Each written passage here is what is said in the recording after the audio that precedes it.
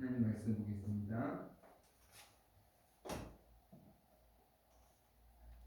출애굽기 20장 12절 말씀을 봅니다. 출애굽기 20장 12절입니다. 출애굽기 20장 12절 말씀입니다.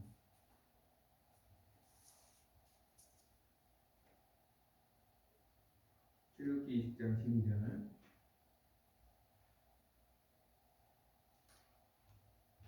출애굽기 20장 12절 한 목소리로 읽습니다. 다 같이 시작. 내 부모를 공경하라. 그리하면 내 하나님 여호와가 내게 준 땅에서 내 생명이 되리라.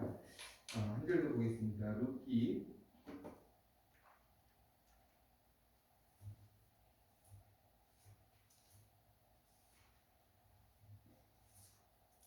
룻기 1장 8절에서 17절의 말씀입니다. 룻기 1장 8절에서 17절의 말씀입니다. 룻기 1장 8절에서 17절 말씀 한 절씩 교독합니다. 나오미가 두 며느리에게 이르되 너희는 각기 너희 어머니의 집으로 돌아가라. 너희가 죽은 자들과 나를 선대한 것 같이 여호와께서 너희를 선대하시기를 원하며 여호와께서 너희에게 허락하사 각기 남편의 집에서 위로를 받게 하시기를 원하노라 하고 그들에게 입맞춤에 그들이 소리를 높여 오니라. 나오미에게 이르되 아니니이다. 우리는 어머니와 함께 어머니의 백성에게로 돌아가겠나이다 하니라. 나오미가 이르되 내 딸들아 돌아가라. 너희가 어찌 나와 함께 가겠느냐. 내 체 중에 너희 남편들 아들들이 아직 있느냐. 내 딸들아 되돌아가라. 나는 늙었으니 남편을 두지 못할지라. 가령 내가 소망이 있다고 말한다든지 오늘 밤에 남편을 두어 아들들을 낳는다 하더라도 너희가 어찌 그들이 자라기를 기다리겠으며 어찌 남편 없이 지내겠다고 결심하겠느냐. 내 딸들아 그렇지 아니하니라. 여호와의 손이 나를 치셨으므로 나는 너희로 말미암아 더욱 마음이 아프도다 하니.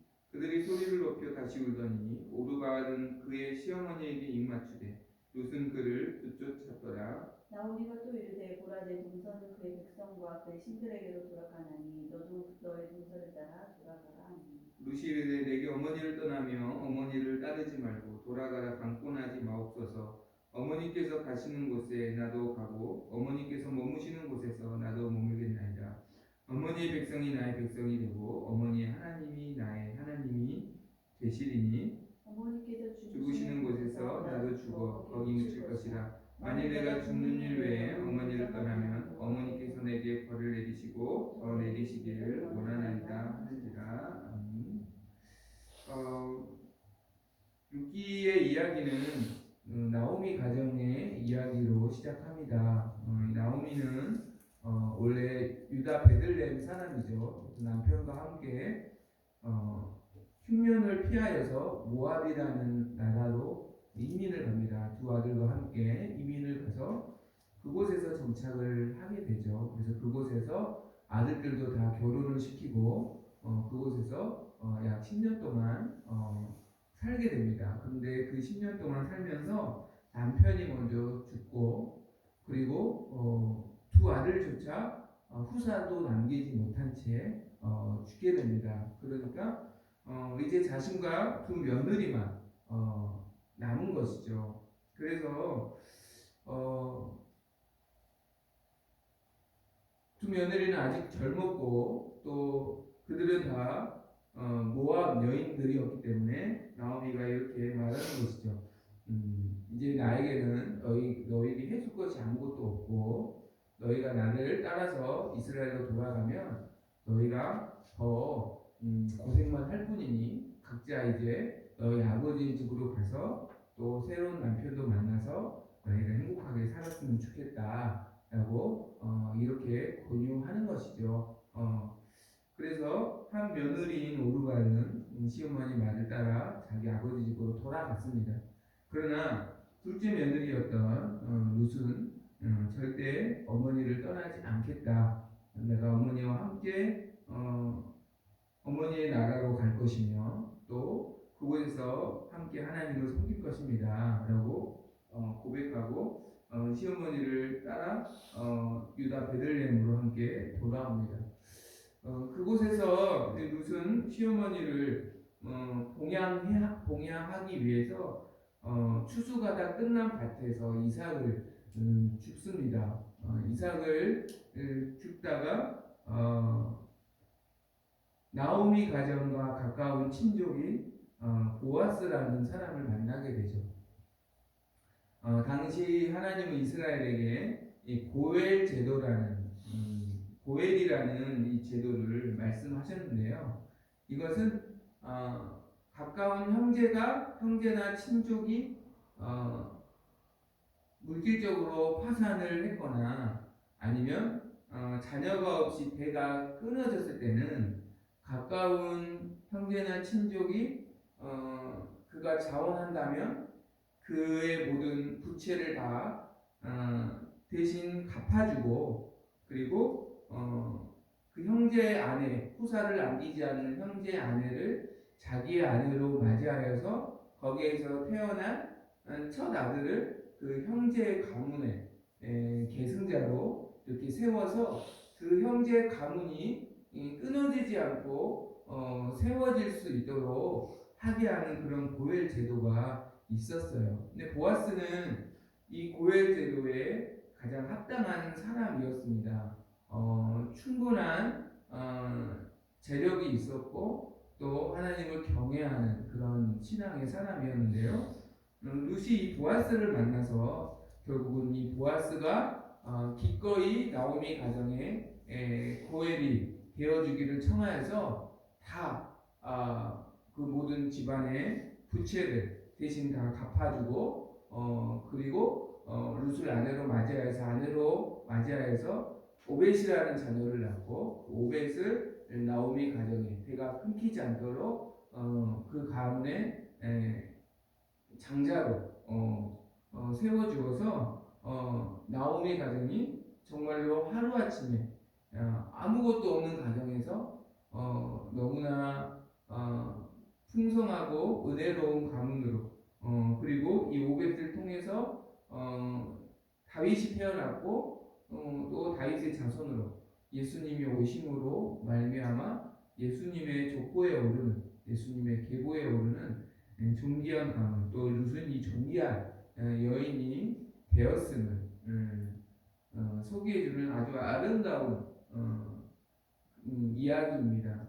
그런데 저는 룻이 이러한 은혜를 받을 수 있었던 가장 근본적인 원인이 바로 시어머니를 그가 공경하는 데서 시작되었다라고 성경은 분명히 그렇게 이야기를 시작하고 있습니다.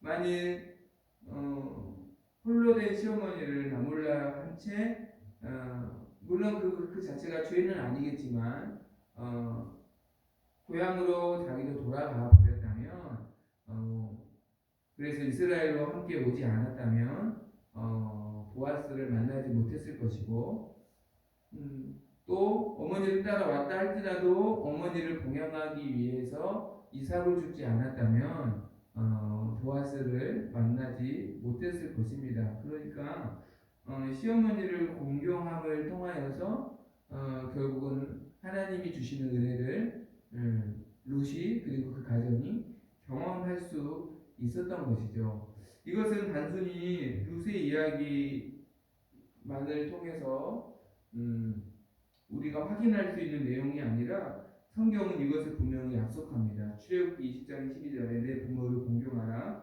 그리하면 내 하나님 여호와가 내게 준 땅에서 내 생명이 길리라. 신명기에서는 내 생명이 길고 내 땅에서 잘 되리라 라고 부모를 공경하는 자에게 이 땅에서 잘 되고 장수하며 또 복을 주시겠다는 약속을 하십니다. 저는 이 약속대로 룻이 복을 받았다고 믿습니다. 왜 성경은 부모님을 공경하는 것이 이 땅에서 잘 되고 복을 받는 비결이 될까? 이것을 왜 약속하셨을까? 라고 우리가 좀 궁극적으로 좀 생각해 보아야 하는 것이죠. 왜 그럴까? 한마디로 말한다면 부모님은 하나님을 대리하는 분들이기 때문에 그렇습니다. 하나님을 대리한다라는 것은 하나님이 하시는 일을 같이 대행하시는 분이라는 것이죠. 그래서 부모님을 공경하는 것이 곧 하나님을 경외하는 것과 직접적인 관계가 있습니다. 관계가 있어요. 그래서 성경에서 십계명을 말씀하실 때 복을 약속하는 이 첫 계명이 바로 제5계명 내 부모를 공경하라라고 강조하는 것입니다. 부모님의 존재는 단순히 어떤 인간관계의 시작이 아니라 부모님을 통해서 우리는 처음으로 인간관계를 맺죠. 그러니까 단순한 인간관계를 시작하는 그 존재여서가 아니라 하나님을 대리하는 분으로 모든 자녀에게 하나님이 세워 주신 분이기 때문에 그분들을 공경하는 것이 곧 하나님을 공경하는 것과 같기 때문에 부모님을 공경하는 것이 복을 받는 통로이다라고 말씀하는 것이죠. 그렇다면 부모님은 무엇을 하나님을 대리하셨는가? 크게 보면 부모님은 우리 자녀에게 하나님의 생명의 대리자입니다. 생명의 대행자입니다. 그럼 생명의 주인은 오직 하나님이신 줄 믿습니다. 결혼을 한다고 해서 사람의 힘으로 생명을 만들어낼 수는 없습니다. 결혼을 한다고 해도 그 부부 사이에 하나님이 생명을 주셔야, 자녀를 주셔야 우리는 자녀를 얻을 수가 있습니다. 결혼하면 저절로 생기는 게 아니에요. 젊은 부부라고 해서 자녀가 생기는 게 아닙니다. 하나님이 생명을 주셔야 됩니다. 하나님이 생명을 직접 주시는 게 아니라 부모님을 통해서 생명을 주시는. 그러니까 모든 이것은 예외가 없어요. 부모가 없이 태어날 수 있는 생명은 아무도 없습니다. 생명의 주인은 하나님이시지만 하나님은 생명을 직접 주시는 것이 아니라 부모라는 대리자를 통해서 우리에게 생명을 주셨습니다. 그렇기 때문에 모든 부모님은 자녀에게 하나님의 생명의 대행자이고 창조의 대행자로 하나님께서 자녀에게 세워 주셨어요. 생명보다 귀한 것이 어디 있겠습니까? 그래서 믿지 않는 부모님이며 심지어는 부모님이 내게 해준 것이 없다라고 우리가 말할 수 없는 것이 부모님을 통하여서 우리가 생명을 얻었기 때문에 부모님을 공경하는 것이 당연한 것이며 그 부모님을 공경함을 통하여서 우리는 하나님이 생명을 주셨다는 것을 우리는 인정하게 되고 하나님을 경외하는 자가 될 수 있습니다. 그러니까 부모님을 공경하지 않는다는 것은 뭐냐면 나를 부정하는 거예요. 내 존재를 부정하는 거죠. 내 존재를 부정하는 것이며 내게 생명을 주신 하나님조차 인정하지 않는 것입니다. 뿌리를 부정하는 것이기 때문에 그러나 부모님을 공경하는 것은 곧 생명의 뿌리가 하나님께 있음을 내가 인정하는 것이며 그것을 고백하는 것이기 때문에 생명의 대행자로 세우신 부모님을 공경하는 것이 마땅한 것이라는 것을 말씀하는 것이죠. 두 번째로 부모님에게 자녀는 무조건적인 사랑의 양육의 대리자이고 그리고 하나님의 말씀의 대리자로 하나님이 세우셨습니다. 아이들 태어나면 요즘에 그런 우리 조카 보면서 한이가 부모님이 엄마가 나를 이렇게 고생해서 키우셨구나 라는 것을 새삼 느낀다는 이야기를 들었습니다. 저절로 5학년이 된 줄 아마 알았던 것 같아요. 그렇지 않고 정말로 자기 힘으로 아무것도 할 수 없는 갓난아기 시절이 있었다라는 것을 기억하죠. 갓난아기 생명이 태어나면 저절로 어른이 되는 게 아니라 특히 어릴 때 갓난아기 때는 무조건적인 부모님의 사랑과 양육이 필요합니다. 무조건적인 사랑과 양육이 없이는 사람은 인격적인 성숙한 존재로 성숙한 어른으로 성장할 수가 없죠. 성장할 수가 없습니다. 무조건적인 사랑과 양육은 부모님만이 하실 수 있는 양육입니다. 잠깐 누가 아이를 봐줄 수는 있어도 부모님보다 더 사랑함으로 양육해 줄 수는 없습니다. 부모만이 조건 없이 무조건적인 사랑으로 자녀를 양육할 수 있습니다. 이 무조건적인 사랑은 사실 그 무조건적인 사랑은 오직 하나님만이 가지고 계시는 성품인데 그 무조건적인 사랑의 양육을 하나님은 부모님에게 부어주셔서 어린 자녀를 성숙한 인격적인 사람으로 자라게 하셨다는 것이죠. 그래서 어린 자녀들은 아무리 장난감이 많고 먹을 게 많아도 엄마가 없으면 행복하다고 못 느낍니다. 왜냐하면 무조건적인 사랑으로 양육해주는 유일한 존재이기 때문에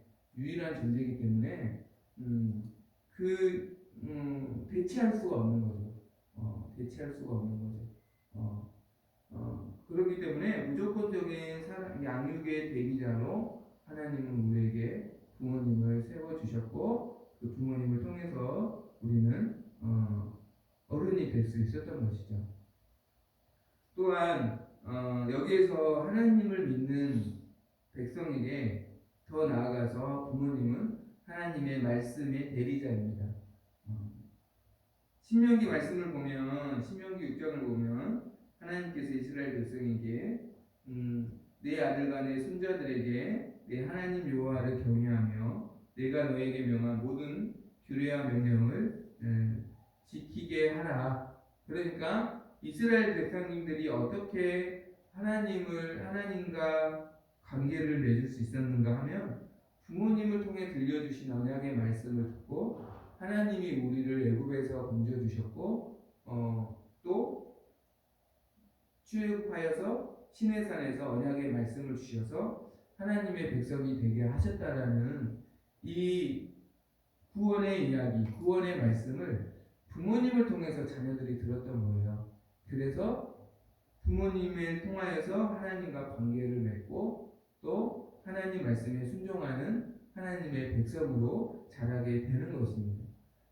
그러니까 부모님은 최고의 말씀의 대언자이고 대리자이라는 것이죠. 모든 자녀에게. 오늘도 루시 그런 말을 하잖아요. 어머니의 하나님이 나의 하나님이 될 것입니다.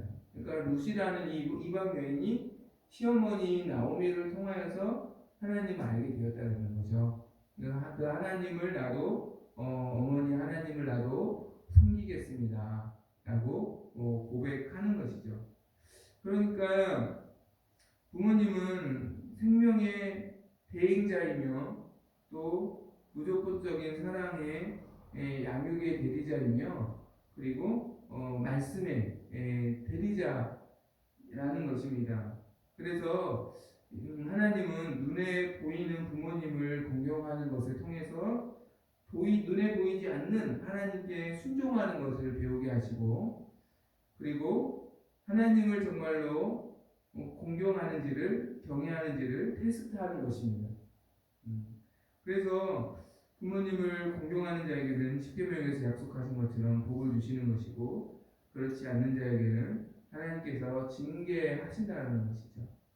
우리가 어떻게 그렇게 부모님을 공경해야 할까? 사실은 모든 자녀는 참 부모님 앞에서 부끄러운 존재라고 생각합니다. 부모님 사랑을 다 갚을 수 없죠. 갚을 수 없는 부끄러운 존재인데 그럼에도 불구하고 우리가 기억해야 할 것은 특별히 이런 마음이 있을 수 있죠. 부모님이 내게 뭐 이렇게 많은 것을 주신 것은 별로 없는 것 같은데 내가 왜 부모님을 공경해야 합니까? 라고 이렇게 말하는 자녀들도 참 많아요. 부모님으로부터 나는 뭐 별로 받은 게 없다. 이렇게 말하는 분들도 많은데 우리가 기억해야 할 것은 자녀의 필요를 온전하게 채워주지 못하는 부모님의 마음이 사실은 항상 더 아프다는 것을 우리는 그 마음을 헤아릴 필요가 있습니다. 그리고 그 마음을 같이 위로해 주는 자녀가 되어야 하는 것이죠. 룻기 1장 13절에 보면 나오미가 그랬습니다. 두 며느리에게 자기가 더 이상 해줄 게 없는 거예요. 당시에는 자녀가 아들이 결혼을 해서 후사가 없이 죽으면 둘째 아들을 또 며느리와 결혼시켜서 가문을 계속 이어가게 하는 그런 계대 결혼이라는 그런 제도가 있었어요. 그런데 나오미는 계대 결혼을 시켜줄 수가 없는 거예요, 자녀들을. 왜냐하면 자기도 남편이 죽었고 또 자신도 나이가 많았고 남편을 뭐 다시 얻는다고 해도 너무나 며느리들과 어린 자녀들이 어떻게 아들을 낳는다고 해도 자녀를 자라기까지 며느리들을 기다리라고 할 수도 없는 노릇이고 그러니까 자기는 점점 나이도 많아가고 더 이상 그렇다고 이 젊은 며느리들에게 평생 자기만 바라보고 혼자 살라고 말할 수도 없는 것이고 굉장히 시어머니로서 그렇다고 유다로 돌아갔을 때 거기에 뭐 재산이 있느냐 그것도 아니고 그러니까 더 이상 해줄 게 없는 거예요. 해줄 수 있는 게 없는 거예요. 그게 너무 마음이 아픈 거죠. 내가 아들을 잃고 또 남편을 잃어서 내가 슬픈 것보다 며느리들에게 더 이상 해줄 것이 없고 며느리들 나 때문에 고생하게 될 것이 더 마음이 아프다라는 거죠. 13절에 그랬습니다. 너희로 말미암아 더 마음이 아프다. 너희로 말미암아. 사실 이게 부모님의 마음이지 않을까 싶어요. 자녀에게 더 이상 해줄 수 없는 것이 더 아픈 것이죠. 루시 그러한 어머니의 어떤 고백을 듣고 이렇게 고백합니다. 17절에 나는 어머니를 떠나지 않을 것이고 내가 죽는 것 외에 어머니를 떠나면 하나님께서 내게 벌을 내리시고 더 내리실 것을 나는 믿습니다.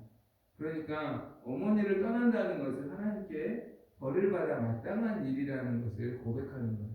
이 고백 안에 어떤 내용이 있냐면 어머니의 은혜가 어머니로부터 내가 받은 은혜가 너무나 큰데 이 은혜를 내가 저버리고 어머니를 떠나면 나는 벌을 받아 마땅한 사람이라는 뜻이죠.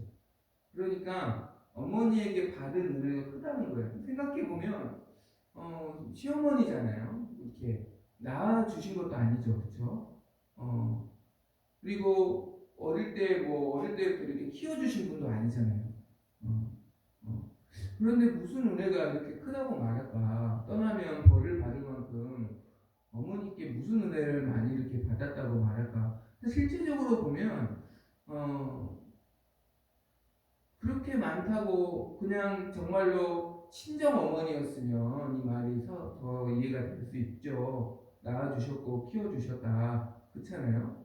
그런데 시어머니인데 받은 은혜가 커서 내가 떠나면 하나님께 벌을 받을 수밖에 없다라고 말하는 이유가 뭘까? 저는 16절 말씀에 그 내용이 담아있다고 생각해요. 어머니의 백성이 나의 백성이 되고 어머니 하나님이 나의 하나님이 되시리.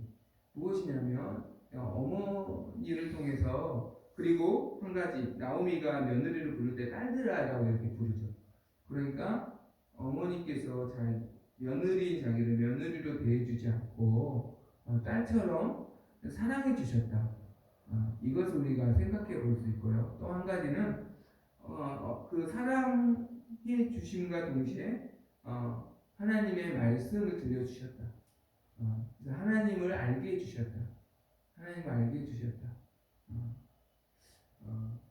그러니까 우리는 아까 부모님이 우리에게 어떤 존재인지를 배웠습니다. 생명의 대행자이고 그리고 무조건적인 양육의 대리자이며 그리고 말씀의 대리자이다 라고 배웠는데 룻에게는 사실 두 가지는 해당하지 않아요. 나오미가.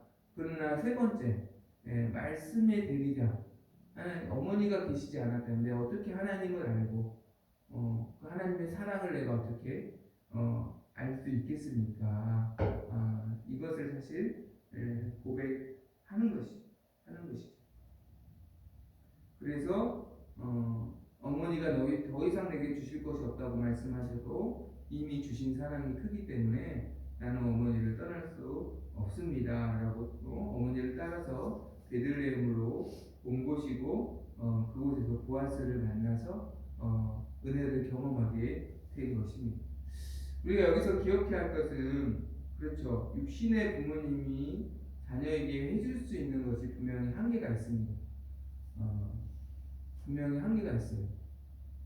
그런데 그럼에도 불구하고 우리가 부모님을 공경하면 육신의 부모님을 우리에게 대리자로 세우신 우리의 참 부모이신 하나님께서 육신의 부모가 채워주지 못하는 것을 하나님이 채워주실 줄 믿습니다.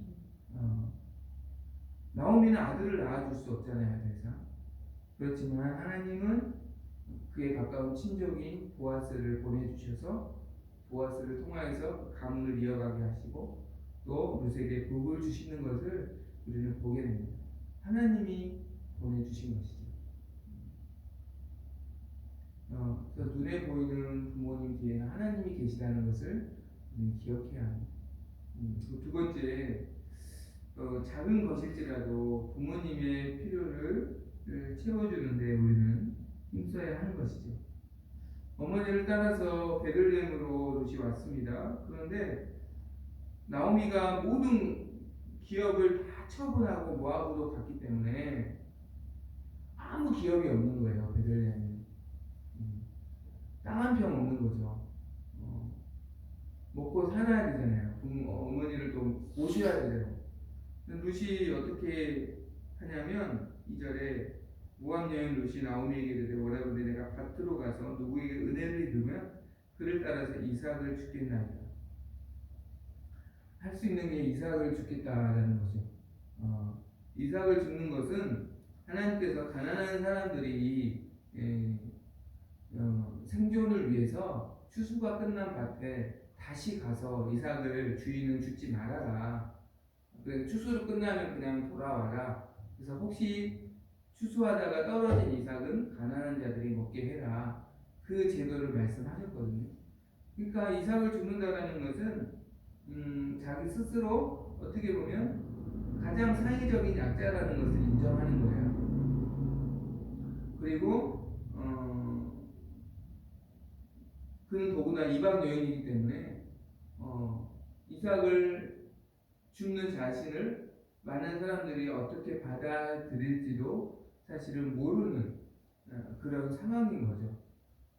그럼에도 불구하고 시어머니를 봉양해야 하기 때문에 그는 자기의 어떤 사회적인 체면, 자존심을 다 내려놓고 이삭을 죽겠다고 먼저 자원하는 것입니다. 그리고 그 이삭을 죽다가 보아스 밭에서 이삭을 죽게 되고 3절에 보니까 2장 3절에 우연히 엘리멜렉의 친족 보아스에게 속한 밭에 이르렀다. 그 밭에서 이삭을 죽다가 보아스를 만나서 보아스에게 은혜를 입은 것이죠.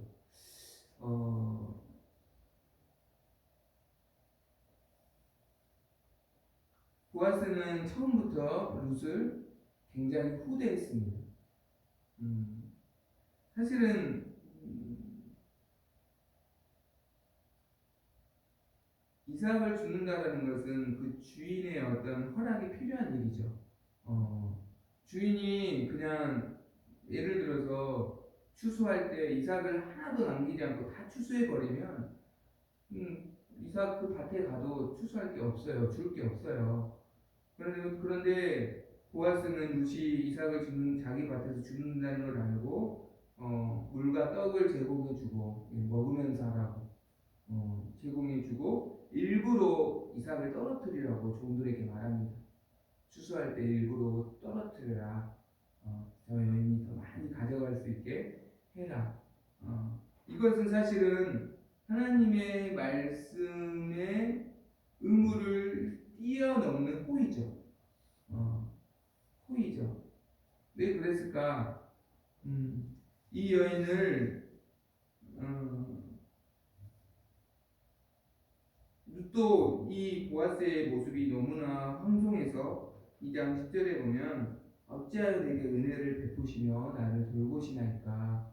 이것이 일반적이지 않는 반응이라는 것을 알았던 것입니다. 보아스는 왜 그랬을까요? 한마디로 말하면 룻이 그냥 룻의 모습이 좋아 보이는 거죠.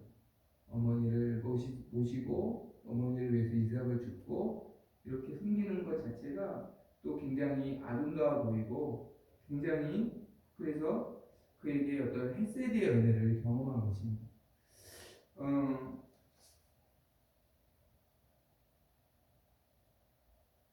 신명기 5장 16절 보면 내 부모를 공경하라. 그리하면 내 하나님 여호와께서 내게 준 땅에서 내 생명이 길고 복을 누리리라. 이 약속이 있습니다. 복을 누리리라라는 이 단어는요, 좋게 여기다, 후대하다, 기뻐하다라는 그런 내용이 있어요. 그러니까 후대를 받는 것이죠. 기쁘게 여겨주는 은혜를 경험하게 되는 것이죠. 이것이 이제 헤세드의 은혜인데요. 사실 헤세드의 은혜는 이 땅에서 인간관계를 맺을 때 부모님에게만 사실 받을 수 있는 은혜라고 저는 생각해요. 근데 자녀들 보면 저는 자녀들이 막 누군가를 괴롭히거나 그런 행동이 아니면 뭐를 해도 예쁘거든요.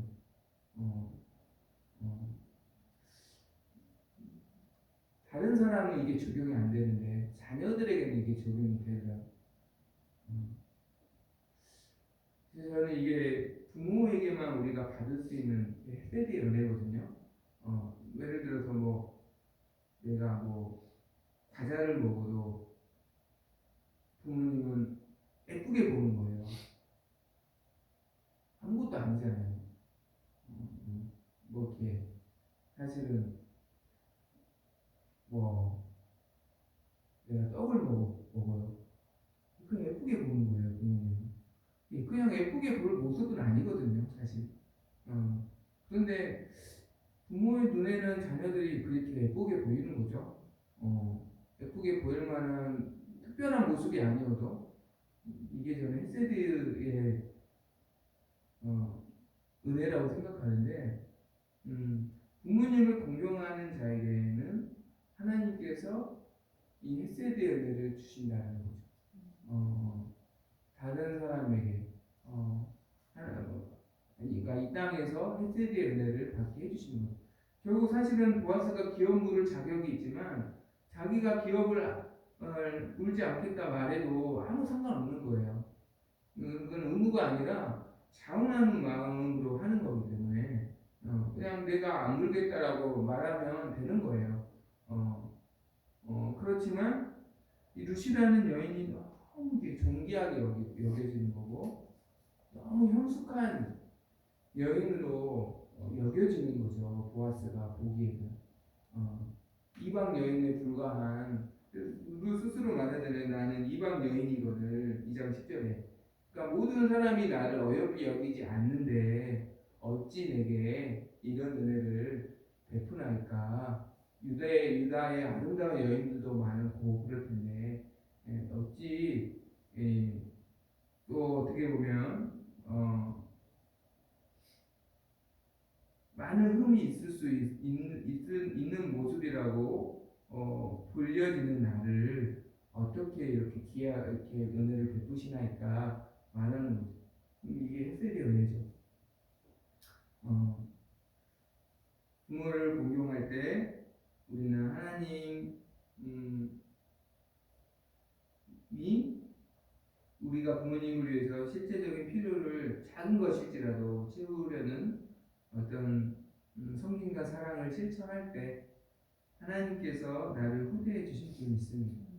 네, 햇세리의 은혜를 베풀어 주시는 것이죠.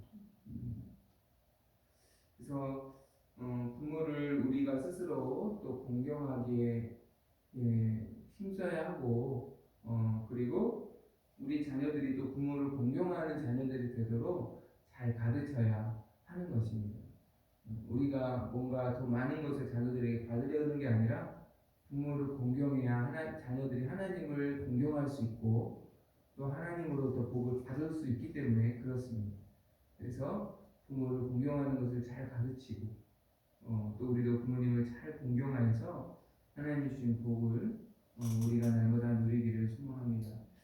시간 찬송하겠습니다. 199장